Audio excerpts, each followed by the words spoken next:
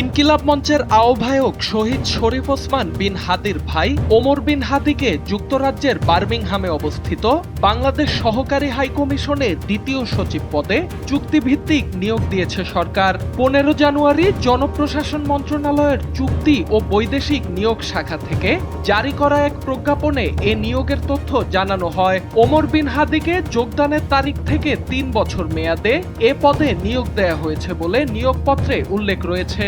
প্রজ্ঞাপন অনুযায়ী নিয়োগকালীন সময়ে তিনি অন্য কোনো পেশা, ব্যবসা কিংবা সরকারি, আধা সরকারি বা বেসরকারি কোনো প্রতিষ্ঠান বা সংগঠনের সঙ্গে কর্মসম্পর্ক রাখতে পারবেন না।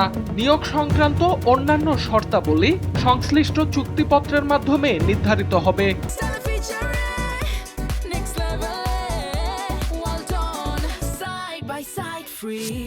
জনস্বার্থে এ আদেশ জারি করা হয়েছে। রাষ্ট্রপতির আদেশক্রমে জনস্বাস্থ্য প্রশাসন মন্ত্রণালয়ের যুগ্ম সচিব আবুল হায়াত মোহাম্মদ রফিক 15 জানুয়ারি এ প্রজ্ঞাপনে সই করেন। উল্লেখ্য, ওমর বিন হাদি শহীদ শরীফ ওসমান বিন হাদির মেজ ভাই। তিনি ঢাকায় ব্যবসা করেন বলে গণমাধ্যমে উল্লেখ রয়েছে।